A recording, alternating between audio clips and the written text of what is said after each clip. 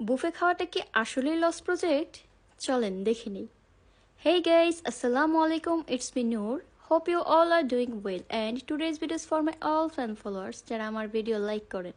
আজকে যাব এমন একটি জায়গায় যেখানে 1000 টাকায় আনলিমিটেড খেতে পারবেন। এই কথাটা সবাই বললেও আমার মতো যারা খেতে পারে না তাদের জন্য বুফে যাওয়াটা আসলেই লস প্রজেক্ট। মোহাম্মদপুরের 2 ঘন্টা জ্যাম ঠেলে 3 ঘন্টায় আনলিমিটেড খাবার খেতে চলে গেলাম ধানমন্ডিতে, যেখানে আপনি ডিনারে পাবেন মাত্র 999 টাকায় 120 প্লাস আইটেম। যারা আমার মতো খেতে পারেন না তারা একসাথে অনেকগুলো আইটেম দেখলে কোনটা রেখে কোনটা খাবে ডিসাইড করতে করতেই তাদের পেট ভরে যায়, খাবারের রুচি চলে যায়, যেটা আমার সাথে হয়েছে। এখন আবার আপনারা বললেন না যে গ্রামের চাচাতো বোন ফার্স্ট টাইম বুফে গেলে যা হয় আর কি। আমি কিন্তু এর আগেও বুফে গিয়েছিলাম আর আমার সাথে এমনটাই হয়েছে, কারণ আমি বেশি খাবার খেতে পারি না। সো আমার জন্য লস প্রজেক্ট। এবার চলেন আপনাদেরকে প্লেসটা দেখাই এবং কি কি আইটেম ছিল, কোন কোন আইটেমটা আমার কাছে ভালো লেগেছে এন্ড খারাপ লেগেছে সবকিছু আপনাদের সাথে শেয়ার করি। তো ফার্স্টেই ছিল ক্রিসপি রোল, তারপর অন্থন, আর এটা কি যেন পাস্তাও না আবার নুডলসও না, কি যেন একটা, যাই হোক একটা ভালো লেগেছে একটা ভালো লাগেনি। দেন চিকেন ফ্রাই, অনেক রকমের কাচ্চি, বিরিয়ানি, সালাদ। আর আমরা অনেক ফাস্টে গিয়েছিলাম যার কারণে সবগুলো আইটেম এখনও দেওয়া হয়নি, যেগুলো দিয়েছে আমি জাস্ট শর্টকাট কিছু ভিডিও ক্লিপস নিয়েছি। আর আমি নিজেও সবগুলো আইটেম ট্রাই করি নাই। আর বুফে যাওয়াটা ছিল একদম হুটহাট, কোনো প্ল্যান ছাড়া খাওয়া দাওয়া করে ফেলছি, তারপরে কথা হয় যে বুফে যাবে, তো যেই কথা সেই কাজ, চলে গেলাম বুফের উদ্দেশ্যে। আর ভরা পেটে যতই সুস্বাদু খাবার হোক এগুলোর গ্রান শুনলে মাথা ঘুরে যায়।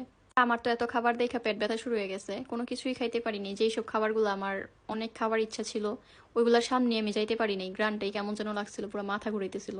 সত্যি কথা বলতে আমি 200 টাকার খাবারও ভালো করে খেতে পারি নাই। পেট ব্যথার কারণে আমি কোনো খাবার খেতে না পেরে ভাবলাম যে লাস্টে একটু ওয়েট করে ডেজার্ট আইটেমগুলো ট্রাই করব, কিন্তু ডেজার্ট আইটেমগুলো নেওয়ার পরেও সেগুলো দেখে কেমন যেন আমার যতটুকু খেয়েছি ততটুকুই ভেতর থেকে বের হয়ে আসতেছিল। আর আমার সাথে প্রতিবারই এটা হয় যে আমি কোনো কিছু খেতে পারবো না, তারপর বাসায় যেয়ে আফসোস করবো যে এটা কেন খেলাম না, ওটা কেন খেলাম না। আর বুফের ডেজার্ট আইটেমগুলো খুবই লোভনীয় ছিল আর এত সুন্দর লাগতেছিল, মন চাচ্ছিল যে সবগুলো খেয়ে ফেলি, কিন্তু আমি সামনে নিয়ে কোনো কিছুই খেতে পারি নাই। আগের বার যখন গিয়েছিলাম তখন অক্টোপাস ছিল, অক্টোপাসটা আমার খুবই ভালো লাগে, কিন্তু এবার আস্ত খাসি দেওয়াতে অক্টোপাসটা আর দেয়নি। তো ফার্স্টেই শুরু করলাম কাচ্চি দিয়ে, তারপর চিকেন তান্দুরি আর কিছু ফ্রাই আইটেম নিলাম। সব খাবার যে সবার ভালো লাগবে ব্যাপারটা এরকমও না, সবার মুখের রুচি, সবার পছন্দ অপছন্দ অন্যরকম। আমার কাছে কিছু কিছু খাবার ভালো লেগেছে, আবার কিছু কিছু খাবার অনেক বেশি জঘন্য লাগছে।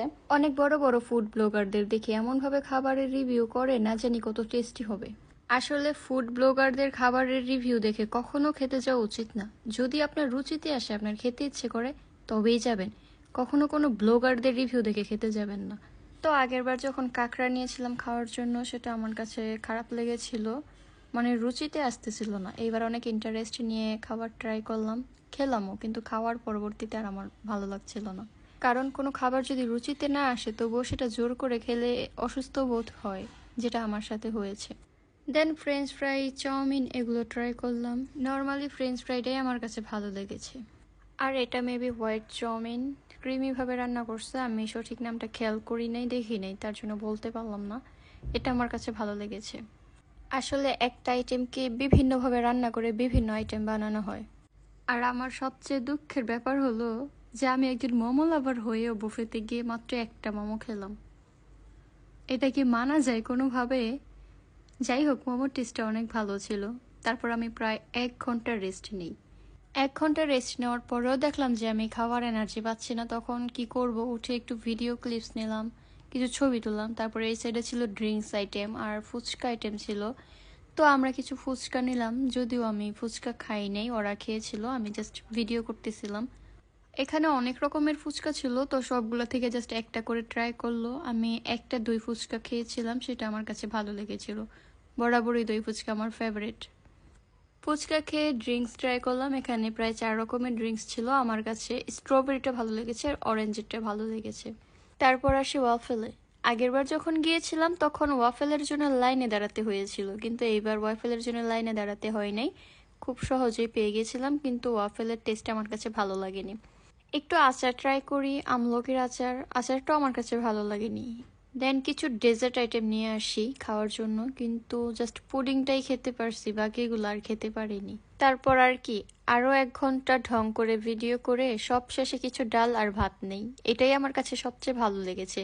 বাঙালি বলে কথা, এত ভিআইপি খাবার আবার আমাদের হজম হয় না। যাই হোক, যতটুকু পেরেছি খাওয়া দাওয়া শেষ করে আবার বাসার উদ্দেশ্যে রওনা দিলাম। তো আজকের ব্লগ ছিল এতটুকুই। আশা করি সবার ভালো লেগেছে। আর বুফেতে খাওয়া লস না, যারা খেতে পারে না তাদের জন্য লস, যারা খেতে পারে তাদের জন্য লস না। তো সবাই ভালো থাকবেন, আল্লাহ হাফেজ।